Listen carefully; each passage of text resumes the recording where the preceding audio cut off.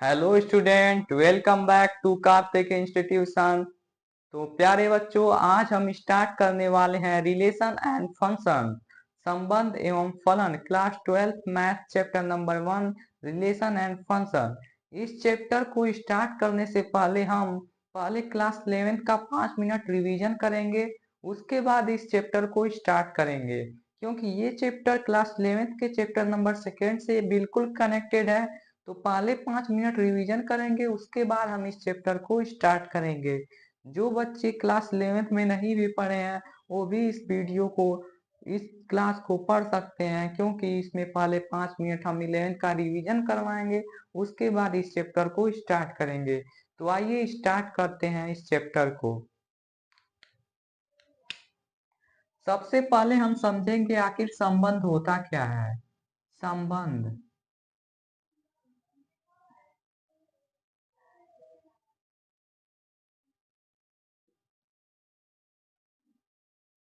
Relation,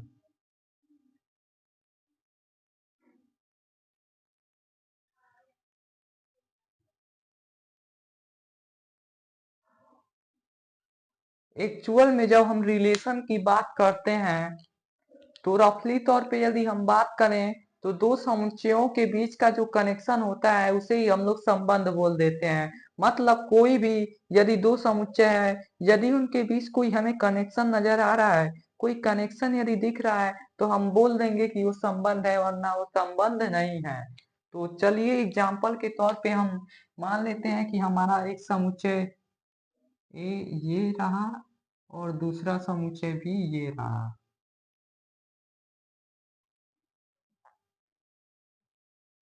और इनके बीच हमको संबंध को परिभाषित करना है कि आखिर इनके बीच संबंध है अथवा नहीं। मान लेते हैं समुच्चय ए के जो अव्यय हैं वो है 1, 2, 3 एंड 4।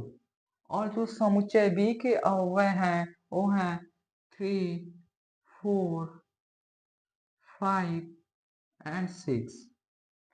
अब हमें इन दोनों के बीच में कोई रिलेशन ढूंढना है, यदि कोई कनेक्शन ढूंढना है। यदि कोई कनेक्शन मिल गया तब तो ये रिलेशन होंगे, वरना ये रिलेशन नहीं होंगे। तो मान लेते हैं कि 1 का कनेक्शन हम 3 से कर देते हैं, एंड 2 का कनेक्शन हम 4 से कर देते हैं, एंड 3 का कनेक्शन जो है हम 5 से कर देते हैं, एंड 4 का जो कनेक्शन है हम 6 से कर देते हैं। अब हम चेक करेंगे कि क्या ये संबंध है अथवा संबंध नहीं है। तो यहाँ पे हमें कनेक्शन साफ साफ दिख रहा है कि 1 का कनेक्शन 3 से है, एंड 2 का कनेक्शन 4 से है, एंड 3 का कनेक्शन 5 से है, एंड 4 का कनेक्शन 6 से है। तो हमें ये चेक तो कर लिया कि ये संबंध है, क्योंकि हमें इन दोनों के बीच का क्या मिला, कनेक्शन मिला। कनेक्शन नजर आ रहा है, साफ साफ ये कनेक्शन नजर आ रहा है, तो हम बोल देंगे कि ये संबंध है। वरना ये संबंध, यदि कनेक्शन नजर नहीं आता तो हम बोलते कि ये संबंध नहीं है। अब जो ये चीज हमको पूरा दिख रहा है, इसको आखिर बोलते क्या है। तो ए से बी में एक संबंध परिभाषित है फलन आर द्वारा।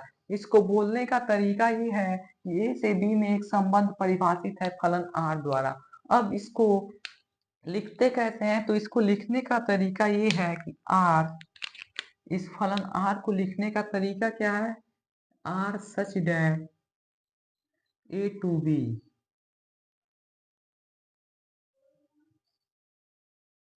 इसका मतलब कि R such that A to B का मतलब ये हुआ कि संबंध आर समुच्चय ए से बी में परिभाषित है। संबंध आर किसमें परिभाषित है, संबंध आर समुच्चय ए से बी में परिभाषित है। का तरीका ये हुआ। अब बात आती है कि इसको आखिर दर्शाएंगे कैसे। तो इसको दर्शाने का मेनली तरीका तो हमको साफ साफ दिख रहा है, ये कि 1 का कनेक्शन 3 से है, एंड 2 का कनेक्शन 4 से है, एंड 3 का कनेक्शन 5 से है, एंड 4 का कनेक्शन 6 से है। तो हम एक डायरेक्ट लिख सकते हैं कि आर इज इक्वल टू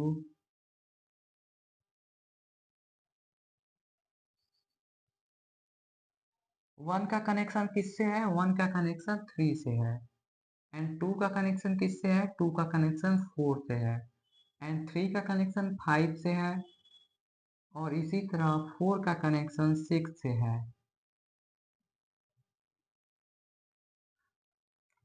ये जो दर्शाने का तरीका है, इस दर्शाने के तरीके को हम लोग बोलते हैं रोस्टर रूप। तो ये कौन सा रूप है? ये रोस्टर रूप है।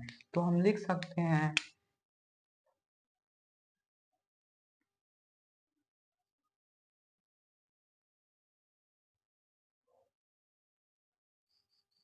अब हमने रोस्टर रूप को देख लिया। इसका एक और तरीका है इसको दर्शाने का। मेनली दो तरीके हैं, एक रोस्टर रूप है और दूसरा है समुच्चय निर्माण रूप। दूसरा तरीका जो है वो है समुच्चय निर्माण रूप।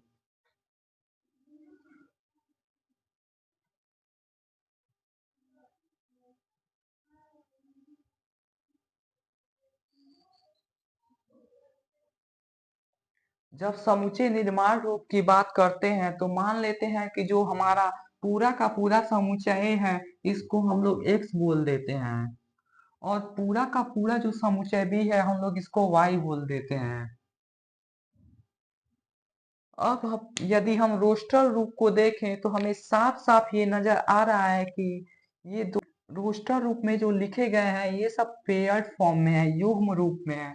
क्यों? क्योंकि 1 कहाँ से आया है? x से। 3 कहाँ से आया है? समुच्चय बी से। और हम लोग समुच्चय बी को क्या बोले हैं? y। मतलब कि समुच्चय ए के जितने अवयव हैं वो किसके अंदर आएंगे? x के अंदर। और समुच्चय बी के जितने अवयव हैं वो किसके अंदर आएंगे? y के अंदर। मतलब 1 कहाँ से आया है? समुच्चय ए से। और समुच्चय ए को हम लोग क्या बोले हैं? x बोले हैं। तो हम इसको x बोल सकते हैं, 1 को x बोल सकते हैं और 3 को y बोल सकते हैं। अब हम इन दोनों के बीच का कोई कनेक्शन ढूंढेंगे कि क्या कोई कनेक्शन नजर आ रहा है, कोई संबंध नजर आ रहा है। तो यहाँ साफ साफ देखने से ये मालूम चल रहा है, नजर आ रहा है कि यदि 1 में +2 ऐड किए तो हमें 3 मिल जा रहा है, 2 में +2 ऐड करने पर 4 मिल जा रहा है एंड 3 में +2 ऐड करने पर 5 मिल जा रहा है एंड 4 में जो +2 ऐड करेंगे तो हमें 6 मिल जाएगा। इसका मतलब ये हुआ कि यदि हम x में +2 ऐड कर रहे हैं तो हमको y मिल जा रहा है। जैसे हमने x में +2 ऐड किया तो y इक्वल टू 3 आया, x में +2 ऐड किया तो y इक्वल टू 4 आया। तो हम इसको लिख सकते हैं कि y इक्वल टू x+2। और हमारा x कहाँ से आया है? हमारा x समुच्चय a से आया है, x बिलोंग्स टू a। और y कहाँ से आया है? y हमारा समुच्चय b से आया है, तो हम लिख सकते हैं y belongs to b।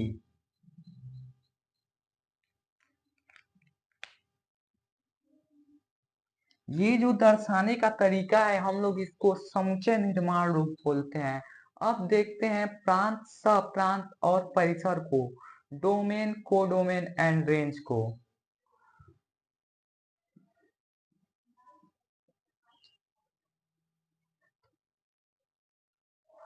Domain, codomain, सप्रांत एंड लास्ट रेंज, परिसर।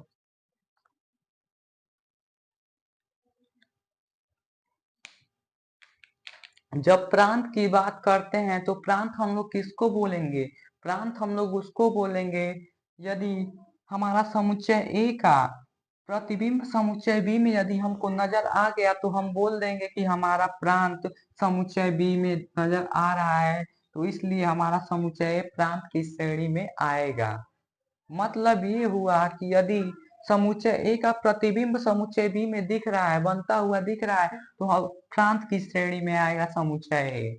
मतलब कि प्रांत हम लोग उसको बोलेंगे कि यदि उसका समुच्चय ए का प्रतिबिंब समुच्चय बी में बनना चाहिए तब तो वो प्रांत कहलाएगा, वरना वो प्रांत नहीं कहलाएगा। तो हम देख लेते हैं, यदि हम एक पल के लिए इसको मिटा दें तो समुच्चय ए का क्या प्रतिबिंब समुच्चय बी में हमको दिख रहा है? तो आइए चेक करते हैं। तो हाँ, समुच्चय ए का तो प्रतिबिंब हमको समुच्चय बी में दिख रहा है, क्योंकि 1 कनेक्टेड है डायरेक्ट 3 से एंड 2 का प्रतिबिंब है 4 एंड 3 का प्रतिबिंब है 5। इसका मतलब ये हुआ कि हाँ, इमेज तो बन रहा है, प्रतिबिंब तो बन रहा है, क्योंकि 1 का इमेज है 3 एंड 2 का इमेज है 4 एंड 3 का इमेज है 5। इसका मतलब ये हुआ कि प्रांत हम लोग किसे बोलेंगे? प्रांत हम लोग बोलेंगे 1, 2 एंड 3 को। 4 को क्यों नहीं? क्योंकि 4 का कोई इमेज ही नहीं बन रहा है, 4 का कोई कनेक्शन ही नहीं बन रहा है कि हम लोग बोले कि 4 प्रांत में आएगा। इसलिए हमारा प्रांत कौन है? प्रांत में हमारा कौन कौन आएंगे? प्रांत में हमारा 1, 2 एंड 3 आएंगे। 1, 2 एंड 3। और सप्रांत की बात करें तो सप्रांत हम लोग पूरा का पूरा जो समुच्चय भी दिख रहा है, वो पूरा का पूरा समुच्चय भी ही सप्रांत कहलाता है। भले ही कनेक्शन दिखे या नहीं दिखे, हमको इसको नहीं चेक करना है। यदि पूरा का पूरा हमारा समुच्चय भी दिख गया तो हम लोग बोलेंगे पूरा का पूरा समुच्चय भी सप्रांत होगा। तो सप्रांत में कौन कौन आएगा? सप्रांत में समुच्चय बी के जितने सारे अवयव हैं वो सब आ जाएंगे। 3, 4 एंड 5 से 3, 4, 5 एंड 6। अब बात करें परिसर की, रेंज की, तो रेंज हम लोग उसको बोलेंगे यदि समुच्चय बी का पूर्व प्रतिबिंब, समझना, यदि समुच्चय बी का पूर्व प्रतिबिंब समुच्चय ए में नजर आ रहा है तो हम लोग उसे बोलेंगे परिसर, कि ये समुच्चय बी का परिसर है। तो यदि हम लोग चेक करें तो इसका पूर्व प्रतिबिंब कौन है? 1, और 1 का प्रतिबिंब है 3, लेकिन 3 का पूर्व प्रतिबिंब कौन है? 1 है। एंड 4 का पूर्व प्रतिबिंब कौन है? 2 है। एंड 5 का प्री इमेज कौन है? 3 है। एंड 6 का प्री इमेज नहीं है, क्योंकि 6 का कोई कनेक्शन नहीं है 4 से, इसलिए हम 6 को काउंट नहीं करेंगे, हम बस 3, 4 एंड 5 को काउंट करेंगे। तो परिषद की जब बात करेंगे तो समुच्चय बी के वो आएंगे जो कनेक्टेड है, जो कनेक्टेड दिख रहे हैं समुच्चय ए से, जिनका प्री इमेज बन रहा है। तो प्री इमेज कौन किसका किसका बन रहा है? 3 का बन रहा है, 4 का बन रहा है एंड 5 का बन रहा है। तो यहाँ तक क्लास 11th का रिवीजन था। अब बढ़ते हैं क्लास 12th का मेन टॉपिक जो है हमारा टाइप्स ऑफ रिलेशन की ओर, संबंध के प्रकार।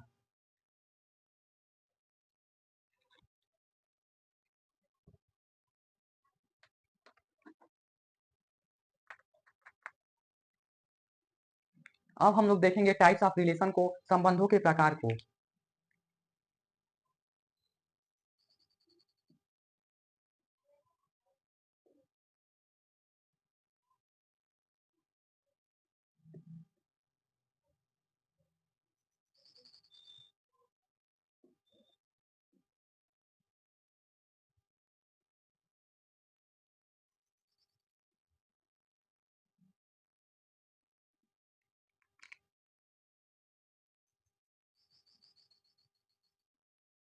तो है 4 प्रकार का होता है। फर्स्ट स्वतुल्य संबंध, सेकंड सम्मित संबंध एंड थर्ड संक्रामक संबंध एंड फोर्थ तुल्यता संबंध।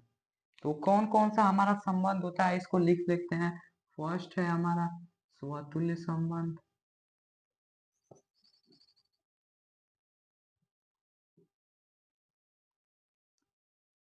Reflexive relation,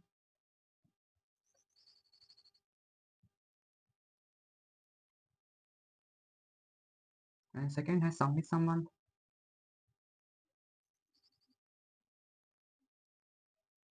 symmetric relation,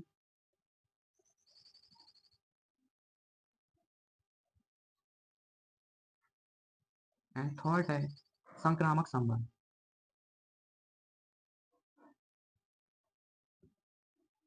transitive relation.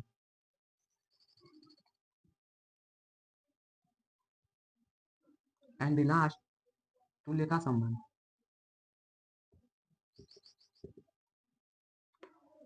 अब हमको यदि चेक करना है कि क्या कोई भी संबंध स्वतुल्य संबंध है, क्या सम्मित संबंध है, क्या संक्रामक संबंध है। हाँ, यदि स्वतुल्य संबंध है अथवा सम्मित संबंध है, संक्रामक संबंध है, तो हम उसको तुल्यता संबंध बोल देते हैं। मतलब ये हुआ कि तुल्यता संबंध हम किसको बोलेंगे? तुल्यता संबंध हम उसको बोलेंगे यदि हमारा संबंध स्वतुल्य भी हो, सममित भी हो, संक्रामक भी हो। तीनों केस को यदि हमारा संबंध सेटिस्फाई किया तब तो हम बोलेंगे कि हमारा संबंध तुल्यता संबंध होगा। यदि एक भी केस को सेटिस्फाई नहीं किया तो हम बोलेंगे तुल्यता संबंध नहीं है। जैसे मान लेते हैं हमारा संबंध स्वतुल्य भी है, सममित भी है, लेकिन संक्रामक नहीं है, तो तुल्यता संबंध नहीं होगा। मतलब तुल्यता संबंध के लिए तीनों का होना अनिवार्य है। अब आइए फर्स्ट को देखते हैं।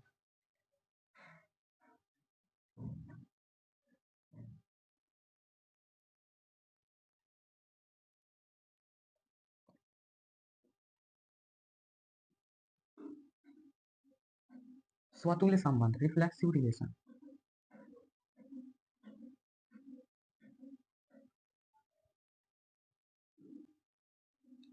स्वतुल्य संबंध का मतलब नाम से ही स्पष्ट है, स्वतुल्य मतलब खुद के तुल्य, रिफ्लेक्सिव, रिफ्लेक्सिव मतलब यानी खुद का प्रतिबिंब।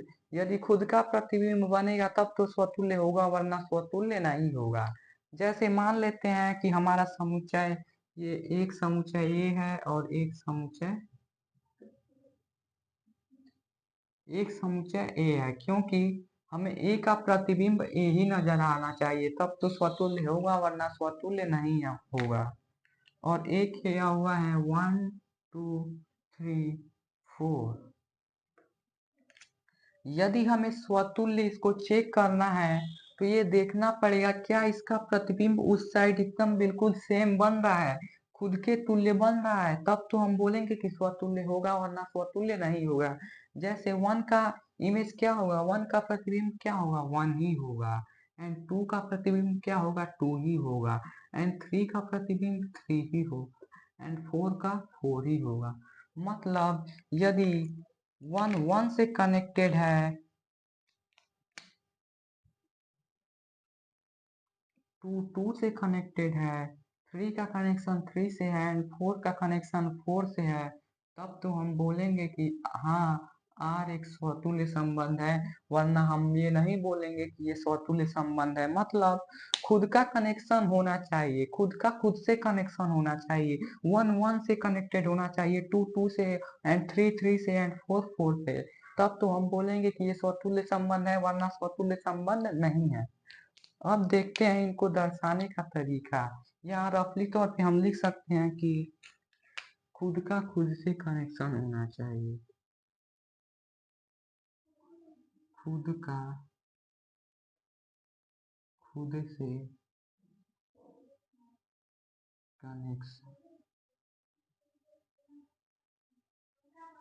यदि खुद का खुद से कनेक्शन है तब तो स्वतुल्य संबंध है। जैसे एग्जांपल ले लेते हैं, 1, 1 belongs to R and 2, 2 belongs to R। अब ये चेक करते हैं क्या ये स्वतुल्य संबंध है, तो हाँ देखने से ही मालूम चल रहा है कि ये स्वतुल्य संबंध है। क्यों? क्योंकि 1 का कनेक्शन 1 से है, खुद का खुद से कनेक्शन है, 1 का प्रतिबिंब 1 ही होगा, 2 का प्रतिबिंब 2 ही होगा। इसका मतलब ये स्वतुल्य संबंध है। और इसको दर्शाने का तरीका क्या है, इसको मैथमेटिकली हम लोग दर्शाने का जो तरीका है वो ये है कि ए बिलोंग्स टू आर। और ए कहाँ से आया है, ए हमारा आया है समुच्चय ए से। इसका मतलब हुआ, इस साइन का मतलब सभी मान के लिए, ए के सभी मान के लिए।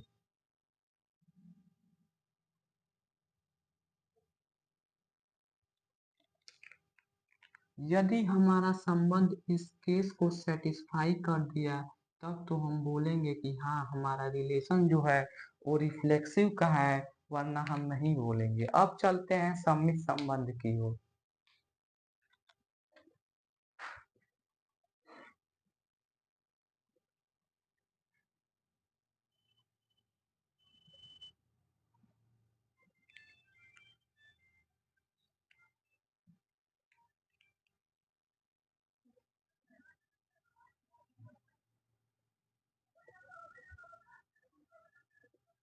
सममित संबंध, सिमेट्रिक रिलेशन।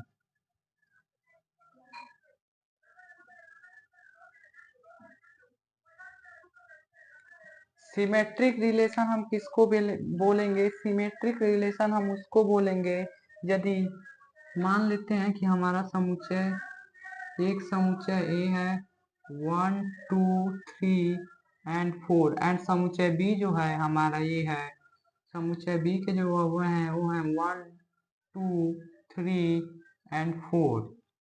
अब हमें ये चेक करना है कि क्या ये सममित संबंध है। तो सममित संबंध हम उसे बोलते हैं, मान लेते हैं कि हमारा 1 का कनेक्शन 2 से है। यदि 1 का कनेक्शन 2 से है तो 2 का कनेक्शन भी 1 से होना चाहिए, तो 2 भी हमारा 1 से होना चाहिए कनेक्ट।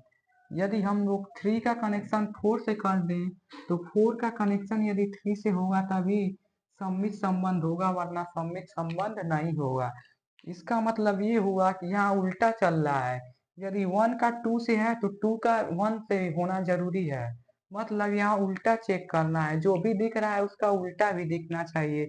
यदि एग्जाम्पल के तौर पे हम देखें,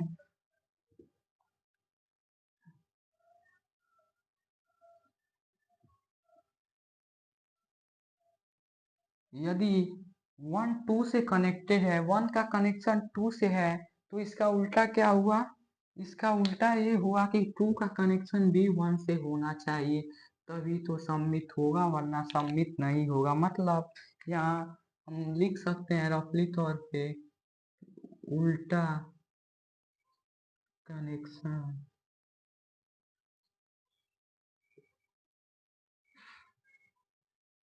दिखना चाहिए। यदि उल्टा कनेक्शन दिखा तब तो सममित संबंध होगा, वरना सममित संबंध नहीं होगा।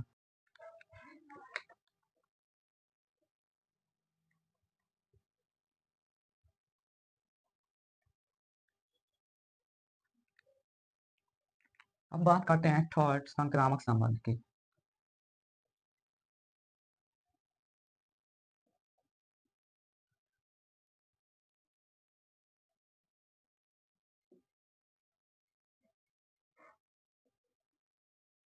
Transitive relation. संक्रामक संबंध की जब हम बात करते हैं तो इसका ये केस है कि यदि कि ए हमारा बी से कनेक्टेड हो, ए का कनेक्शन किससे होना चाहिए? बी का, और बी का कनेक्शन हो सी से, तब यदि ए का कनेक्शन सी से हो गया तब तो हमारा संक्रामक संबंध है, वरना संक्रामक संबंध नहीं है। मतलब संक्रामक संबंध के लिए ए का कनेक्शन बी से होना चाहिए, बी का सी से होना चाहिए, और यदि ए का कनेक्शन सी से हो गया तब तो संक्रामक संबंध है, और यदि ए का कनेक्शन सी से नहीं हुआ तब संक्रामक संबंध नहीं होगा। इसके लिए हम एग्जाम्पल ले लेते हैं, मान लेते हैं हमारा 3 समुच्चय है, एक समुच्चय ए, दूसरा समुच्चय बी एंड तीसरा समुच्चय सी। और समुच्चय ए के जो हुए हैं वो है 1 2 3 एंड समुच्चय बी के जो हुए हैं वो है 2 3 4 एंड समुच्चय सी के जो हुए हैं वो है 3 4 5। अब संक्रामक संबंध होने के लिए क्या कह रहा है? संक्रामक संबंध के लिए ये कह रहा है कि भैया आप ए का कनेक्शन यदि आप बी से कर देते हैं तो हम ए का कनेक्शन बी से कर देते हैं, 1 का कनेक्शन हमने 2 से कर दिया। अब फिर बोल रहा है कि आप बी का कनेक्शन सी से कर दीजिए, तो हम बी का कनेक्शन सी से कर दिए, 2 का कनेक्शन 3 से। फिर कह रहा है यदि ए का कनेक्शन सी से हुआ तभी संक्रामक संबंध होगा, यानी कि यदि 1 का कनेक्शन 3 से हो गया तब तो ये संक्रामक संबंध है, वरना संक्रामक संबंध नहीं है। मतलब आपने 3 स्टेप तो फॉलो किया, लेकिन ये लास्ट स्टेप यदि आपने नहीं फॉलो किया तब भी ये संक्रामक संबंध नहीं होगा। इसका मतलब ये है कि तीनों केस को सेटिस्फाई करना जरूरी है, तब ये संक्रामक संबंध होगा। और इसको मैथमेटिकली हम लोग ऐसे दर्शाते हैं कि यदि ए कामा बी बिलोंग्स टू आर, यदि ए का कनेक्शन बी से है एंड बी का कनेक्शन जो है सी से है, B comma C belongs to R, तब ए का कनेक्शन यदि सी से हुआ तभी हमारा के संक्रामक संबंध होगा। और ए बी सी कहाँ से आ रहे हैं? ए बी सी हमारे आ रहे हैं ए समुच्चय ए बी और सी से।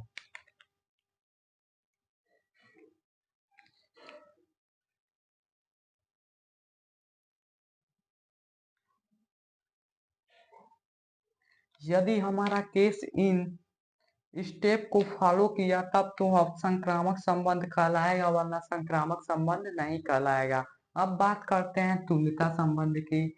तुल्यता संबंध होने के लिए हमने पहले ही भी बताया है कि तुल्यता संबंध तभी होगा जब तीनों केस को सेटिस्फाई करेगा, स्वतुल्य भी हो, सममित भी हो और संक्रामक भी हो। तीनों में से कोई एक को यदि सेटिस्फाई नहीं किया तो तुल्यता संबंध हमारा नहीं होगा। मतलब यदि हमारा स्वतुल्य भी हो गया, सममित भी हो गया, संक्रामक भी हो गया तो हम अपने आप ये तुल्यता संबंध हो जाएगा। हम अपने आप ये बोल देंगे कि ये तुल्यता संबंध है। तो आज के लिए बस इतना ही रहने देते हैं, अब मिलते हैं अगले लेक्चर में।